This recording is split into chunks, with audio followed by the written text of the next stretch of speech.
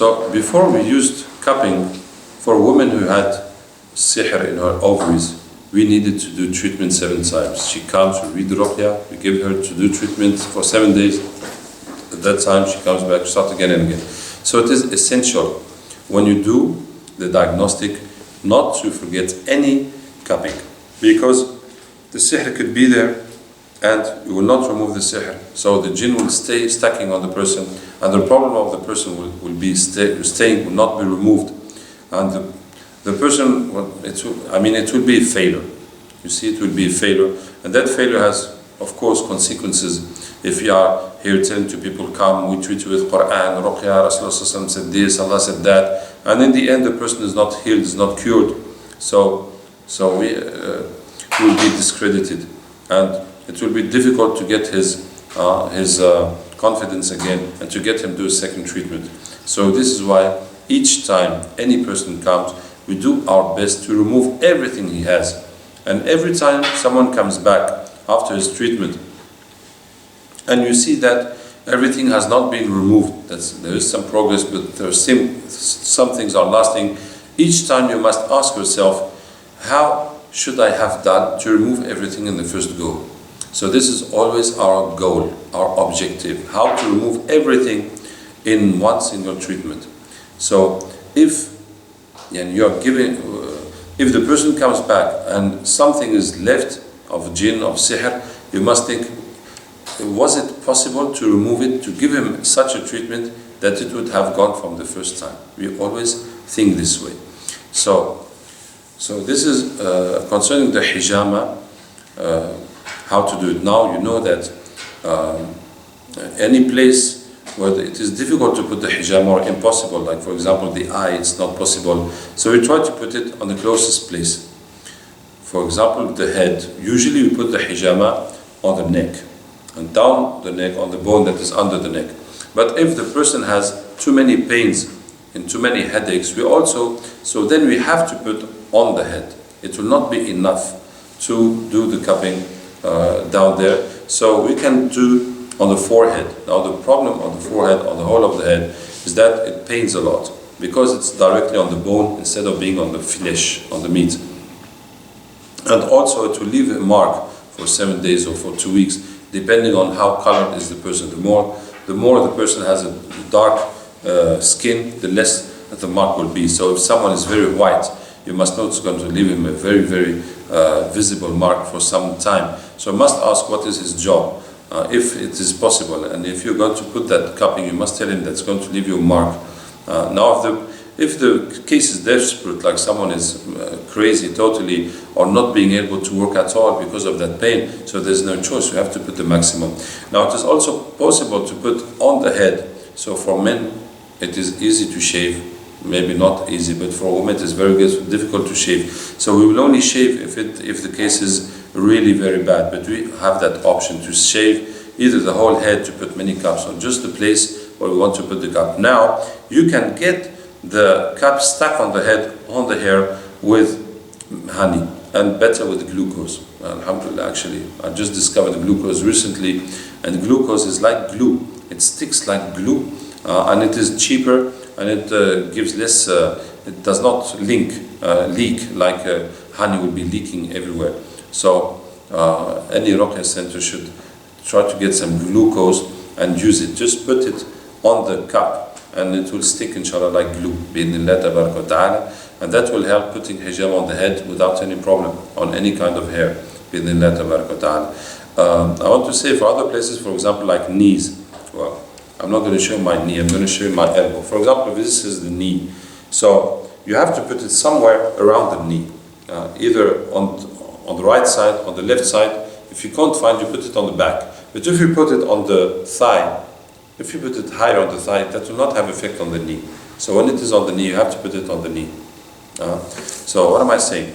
So that for hijama, any places that are difficult to put, we put it in closest place we can. So this is why it is also important to have small pots of hijama, to put it in the small places like the feet and other, like the wrist, where you cannot put big pots. So this is what concerning the diagnostic. I told you that sihr can be made in 4 different ways: eaten, hurt in the body, and that goes with hijama, with cupping. Now, some people who do not accept cupping, because they're afraid, or because they cannot see the blood that makes them panic, or they have illness and they're taking medicine to make their blood go fluid. So we should try to convince them to do the cupping, because it is very important. And actually, in some cases, I will refuse to treat the person if he refuses cupping, because I know that this case can only be removed with cupping. And if you're going to go back to the old days when we used to do 7 treatments for a woman who has hijama on her ovaries, I'm not ready to do that. I'm not ready to take her 7 times, take her money each time, give her treatment to do just because she's refusing the cupping. So I prefer not to treat her at all. So in some cases, if someone does not want to do the cupping, I will not accept to treat him, because I see that the chances of him getting cured without the cupping are too small. So it's not worth it. Either he does it or he doesn't do it. But in most cases, we can do the treatment without the cupping. Well, when we do the treatment without the cupping, actually, I must say that some people come back and their pains have disappeared. Subhanallah. Their pains, knee pains, back pains, everything has disappeared just by doing the treatment. Alhamdulillah. And by rubbing, etc. So fine. And other people will come back, will feel better, and they feel that those pains are still there, and they ask for cupping. So Alhamdulillah. Maybe that first treatment without cupping will help him accept cupping in the second time. Now, if we don't do cupping on him, so you must tell him to insist with oil. And those places, he must rub them with oil and recite Fatiha. You can just recite those verses of Roqya while rubbing. So I hope everybody understands what is happening. So there's some bad energy, that is the sihr, that is being sucked by the cup. So and the cup is very efficient to suck it out. As I also say, it's like if you're fighting with a ghost. If you punch him or stab him or shoot him, that will not affect him. But if you have a hoover that is strong enough to suck him, so he cannot resist that, and you're going to hold him. So it's just the same thing for sihr in the body. So the cupping will suck it out. So if the person does not use the cupping, you will rub with the oil and recite. He will rub, someone else, if it is his family, they can rub and recite and recite and recite. So the effect of the Qur'an and the oil that is already Qur'anized will work on his body, and that will inshallah break that sihr or neutralize that sihr. It's not as efficient as the cup, but it will help that way. Instead of just washing with water, tell him that those places he should have had the cupping on. He must rub them and recite every day. He can also do it morning and evening.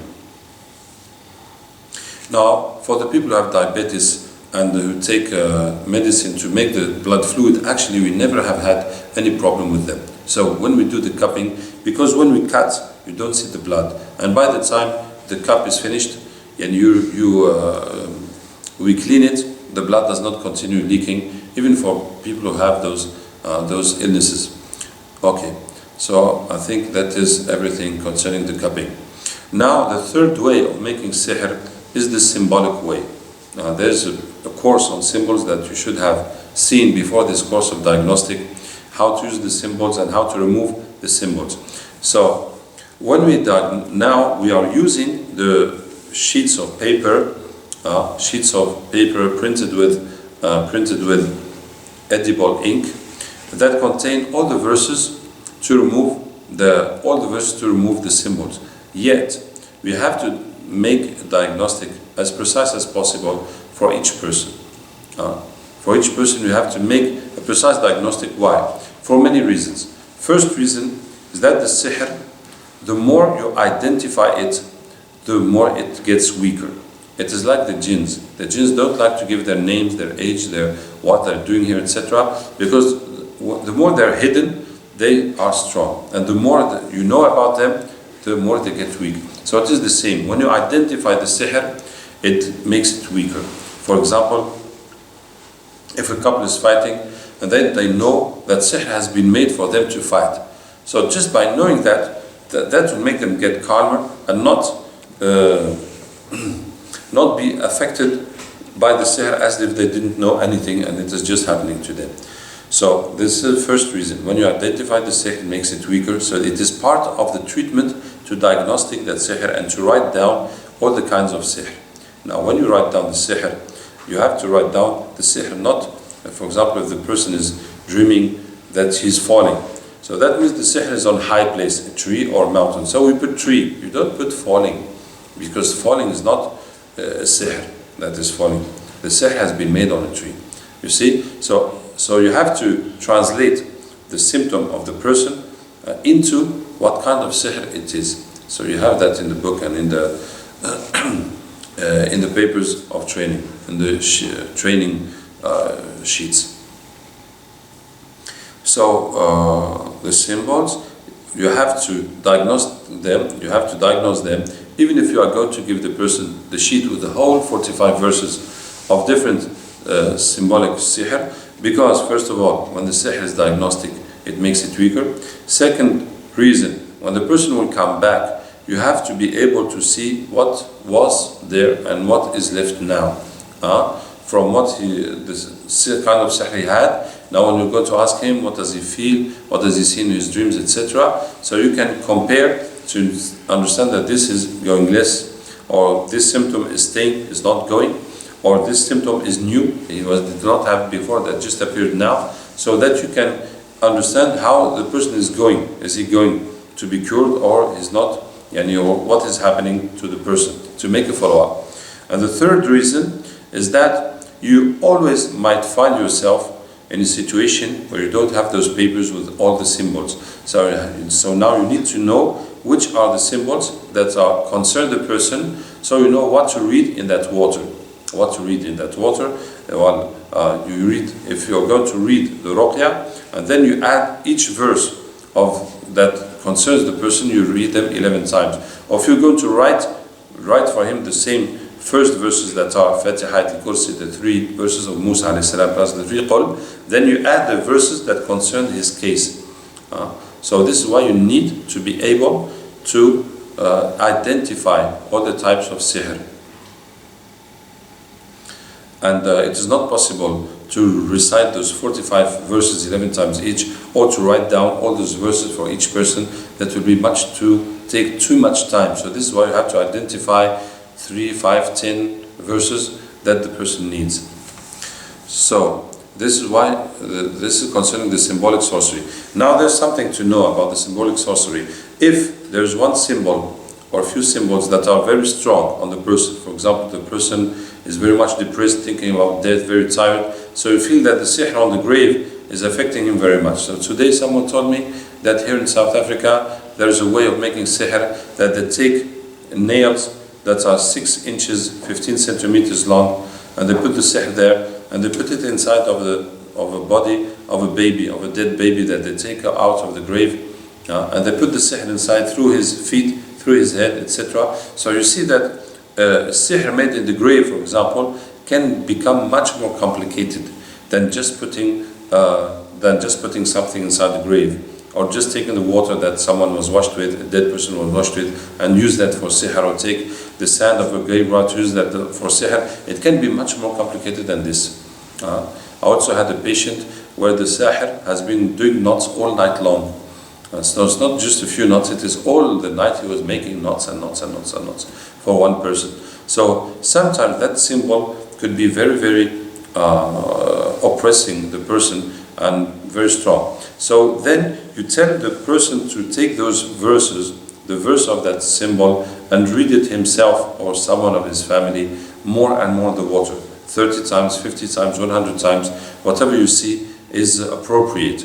So that will make the treatment stronger and the healing faster, and that will also make the people participate and take it as something essential. They will understand that their reading is also important, part of the procedure for them to be healed, and so that they take it seriously, and they pray Allah, and they will be fearing Allah that maybe because of their sins or their lacks, Allah will not accept and the treatment will not go. So that will engage them in the process of healing. So that is quite important.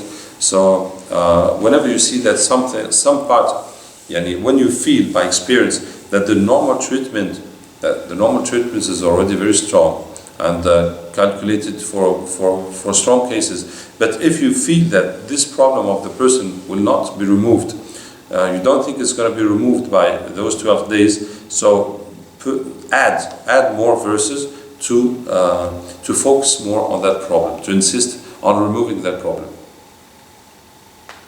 So I told you there's 4 types of sihr.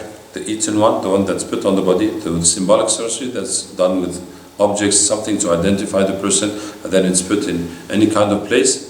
So, and then the last sihr is the sihr by contact. This contact mostly is walking on the sihr. When they put sihr in front of the house or in front of the shop, the business, and the person goes in and out, always walks on it, so it will affect his legs, make his legs heavy, or giving him eczema or psoriasis on his legs, then all over the body, any type of physical problem in the legs. Mostly it is due to walking on the sihr. But the sihr by contact, this contact can be done by any way. I had, for example, a woman, sihr was done on her kuhl, on the surma, the black powder she puts in the eye. So she put it in her eyes and she had very terrible headaches. I had another woman, sihr was put on her lipstick and she had the mouth full of cuts and pus. May Allah Ta'ala protect us. And different ways. I had also a boy, he was playing and he fell down, and on his back he fell on the sihr. So it affected his back. So that means that touching the sihr can come by any way. But most common is walking on it, because they put it in front of someone's house or someone's shop. And you can also walk on it accidentally, it just has been thrown somewhere. For example, in the graveyard, there's many sihr that are buried there, so you can just walk on it without knowing, and that will affect you.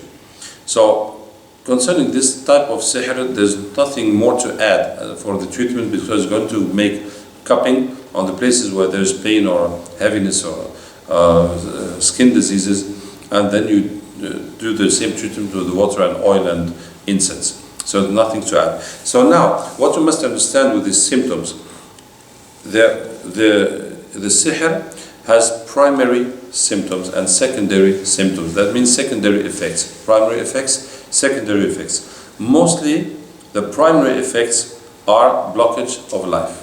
That means the sihr has been done to this person to stop him work, get money, get married, have children, study his projects. Mostly, this is the purpose of the sihr. And the secondary effects are the other symptoms. You know that there's 4 symptoms of the sihr, jinn and ayn: blockages in life, unusual health problems, unusual mental states, and bad dreams.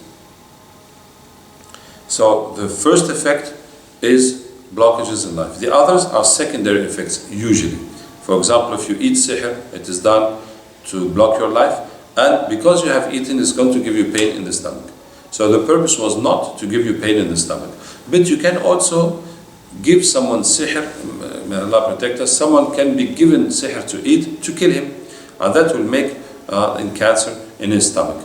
You see? So that the health problem can become the first problem, can become the purpose of the sihr. Also the mental problem, usually it is secondary effects.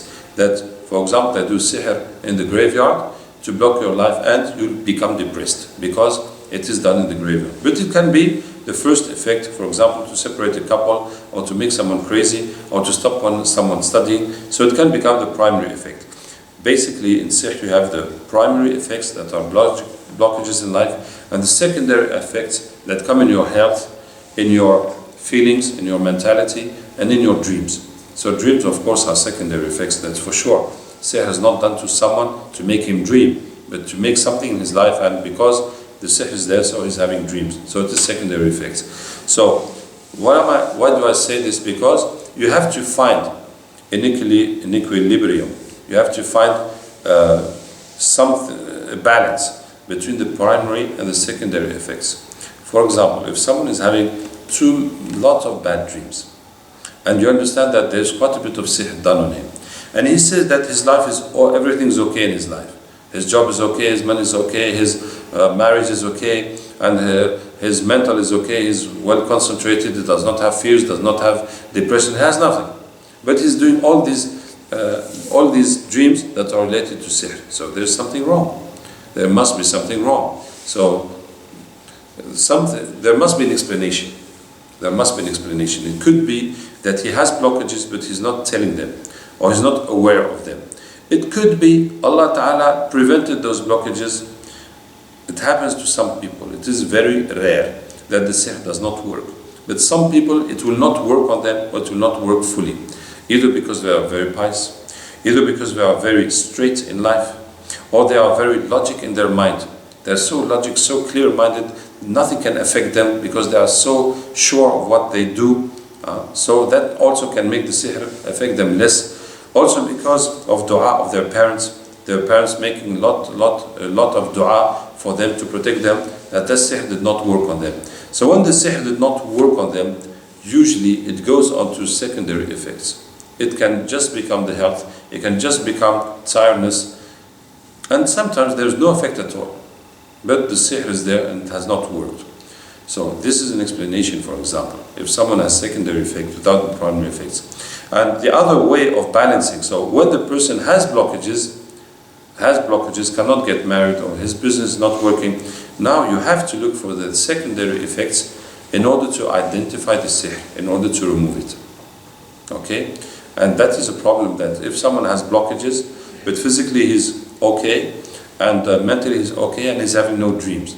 So for example, when the people, didn't speak enough about dreams, I'm coming to back. Some people don't dream at all, good or bad. Yet the sihr is there. It's just that there's something special about him that makes him, he doesn't dream. And actually so far, I couldn't identify what is special about how to explain that a person does not do any dreams. Whereas, concerning the sihr he has, he should be doing dreams, but he's not. Some people don't dream at all. I don't know why, but it's a fact. When you ask someone about his sorcery dreams and he says no, and you find it is unusual, because the way his life is blocked and the problems he should be having those dreams. But he says he doesn't remember, he doesn't do any dream. So ask him if he does good dreams. So if he does good dreams and he does not do bad dreams, that means there's not that kind of sihr, because it would appear in the dreams. But if he does not have good dreams nor bad dreams, so you know that there's a blank. So he, for a reason, I don't know why, he does not dream at all. But yet the sihr is there, and the sihr should make those dreams. But because the person does not dream at all, so he don't have those dreams. So in that situation, you have to guess. You have to guess from the symptoms. Is this something done in the grave? Is this something done in trees? Is this something done this such or such way?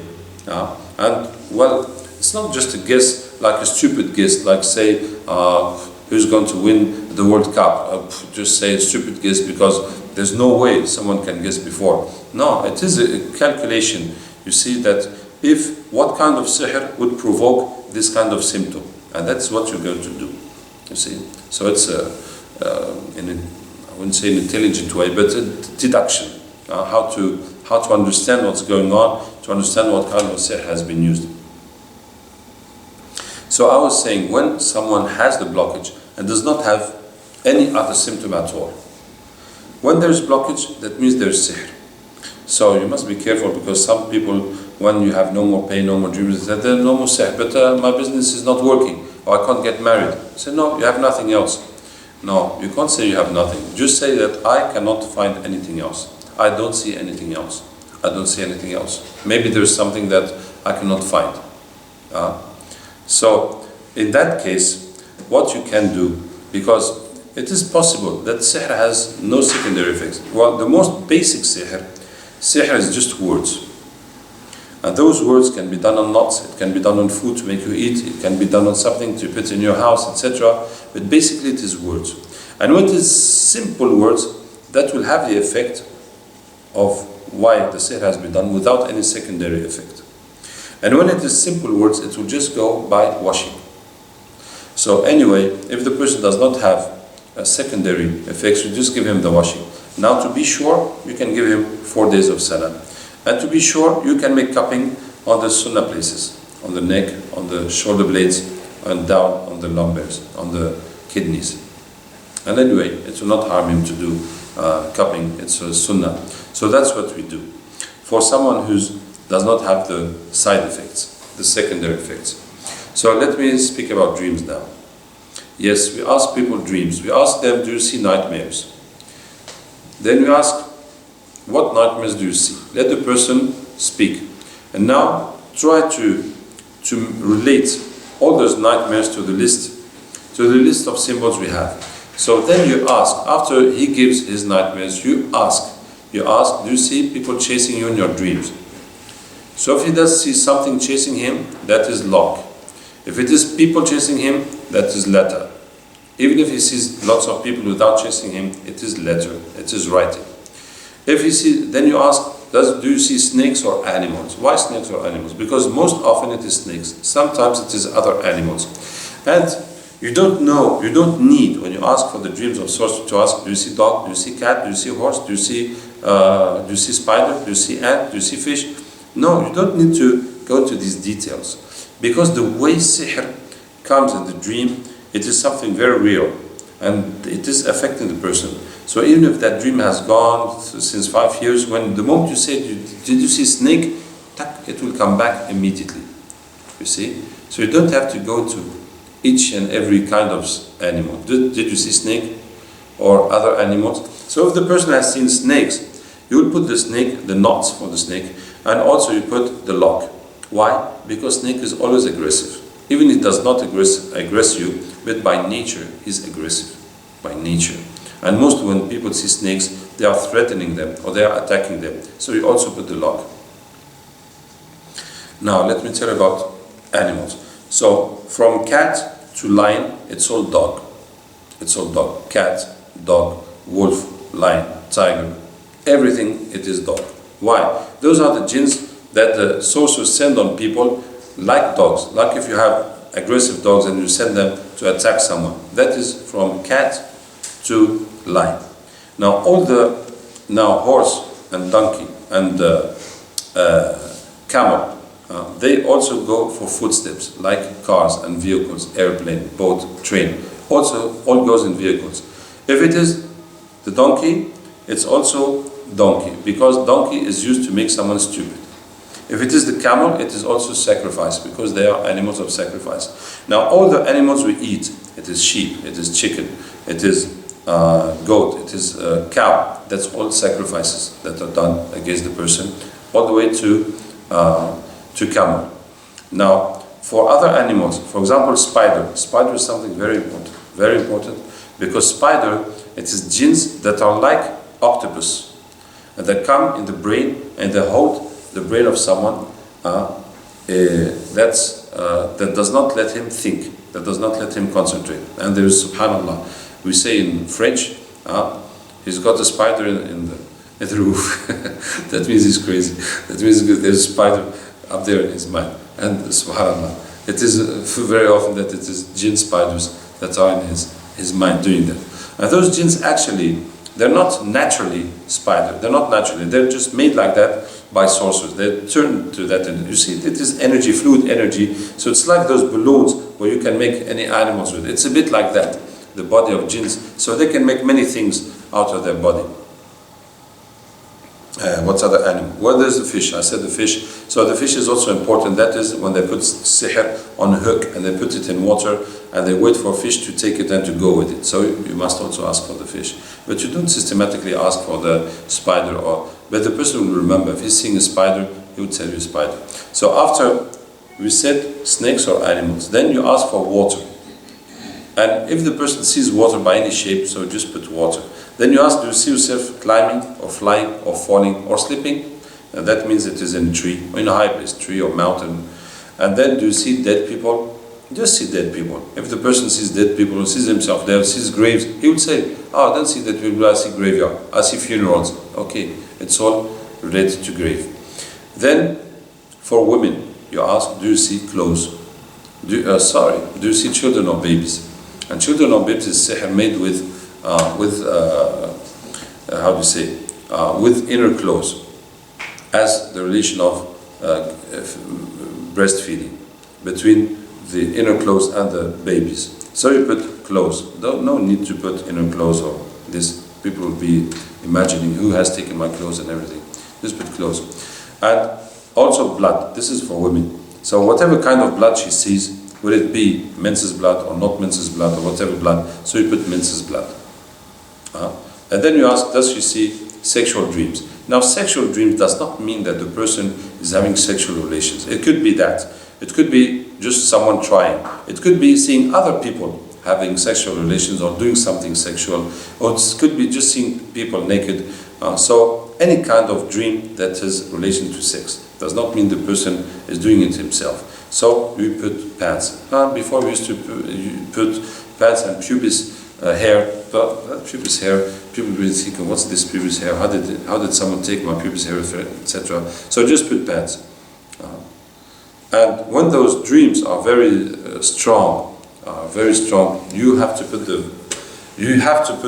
cupping on the pubis, because often when those dreams are very strong and jinns are coming too much to have sex with the person, so that means that there's something there attracting the jinns. So you have sihr, essentially, that is put on the sexual part of the person to attract the jinns. So you have to put the cupping there. Also, when the person having too much sexual dreams or feelings, so you have to put the incense on a wrapper. I mean, instead of having a cloth or something that's covering all the body, you put something that covers just the half of the body. Just the half. You attach it there and you put the incense under it and leave it for 10 good minutes. So that will cook him well, inshallah. The first sister who has done this because she was having sexual dreams, so she had the idea on her own, and she read the Roqyah on the incense and used it, and after 2 days she saw the jinn and the dream, and his manhood had gone. So that is a good part of the problem that had disappeared. So what was I saying? MashaAllah, Ya Allah. Allah Ta'ala give us more ilm and knowledge and wiseness and hikmat. So I was talking about what? Subhanallah. I was talking about the dreams you ask the people. So, children and babies and blood, that's for women. Sexual dream, that's for both. Then we get to, do you see fish in the dream? And do you see toilet? So when they see toilet, it is sihr used either using wastes or put in the toilet. And people have so many different dreams about toilet. Some see the toilet and think they are urinating and they urinate in the bed.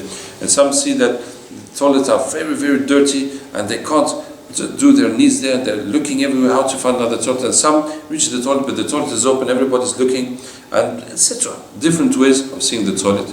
And you can understand that how efficient it is to put the sihr in the toilet. I had one patient, he told me that wherever he goes, it's like if shit is on his head. Hashik.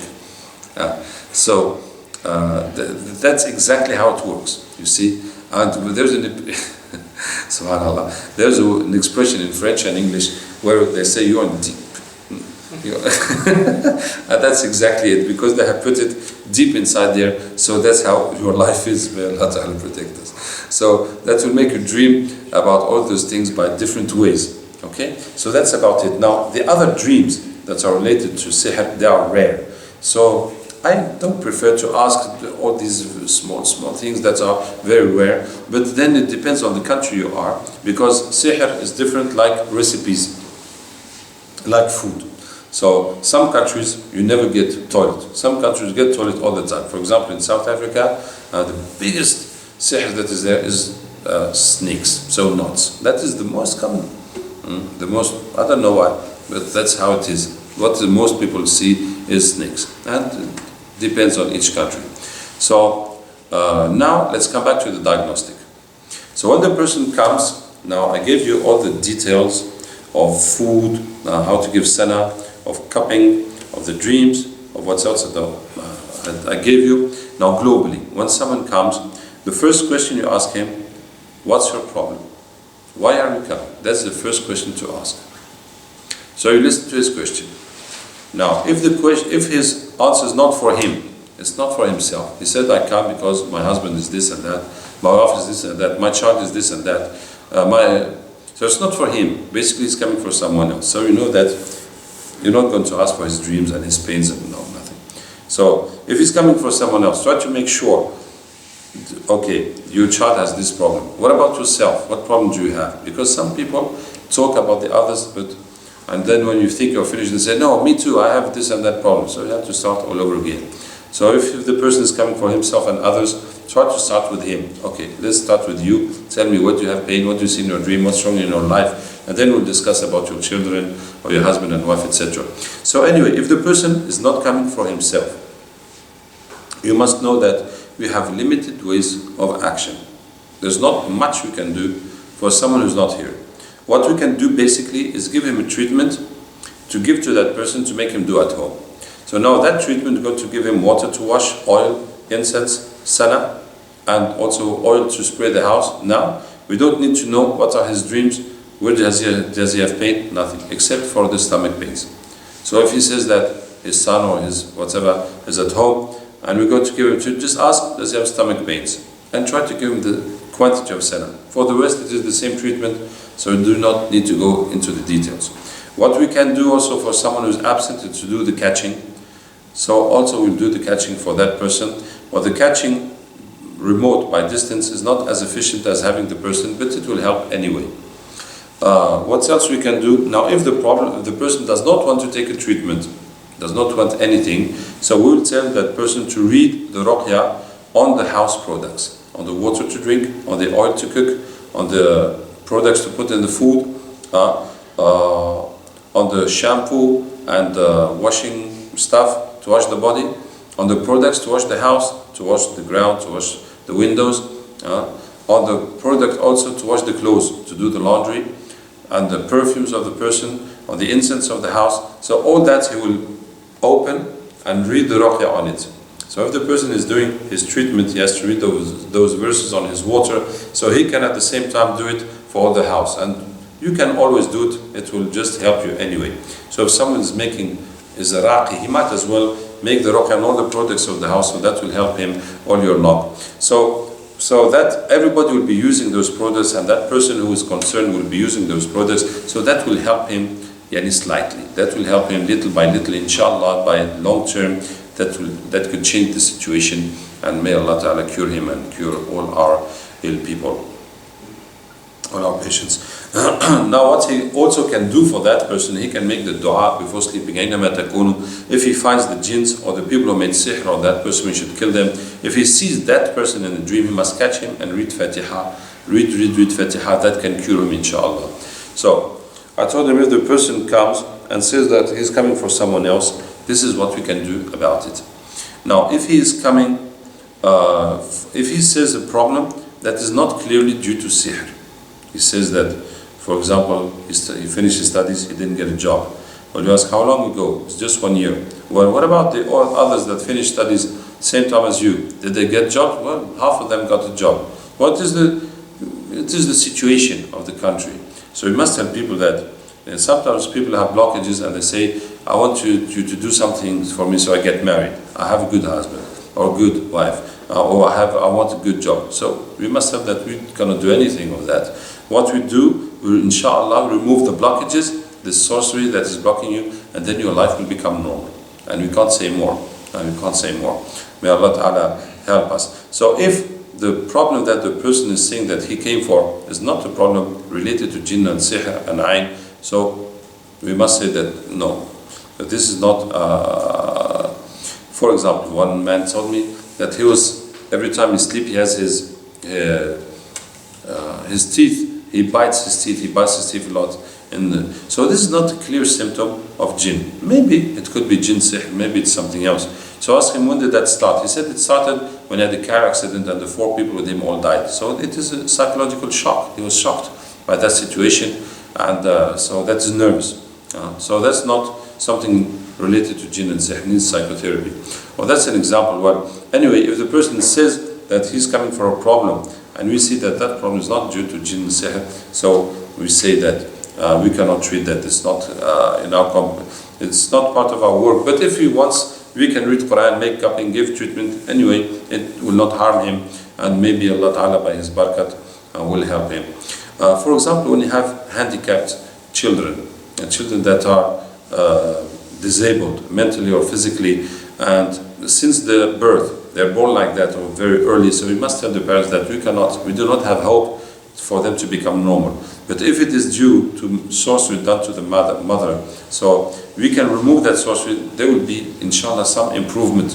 But we cannot say from the beginning how much improvement we will get.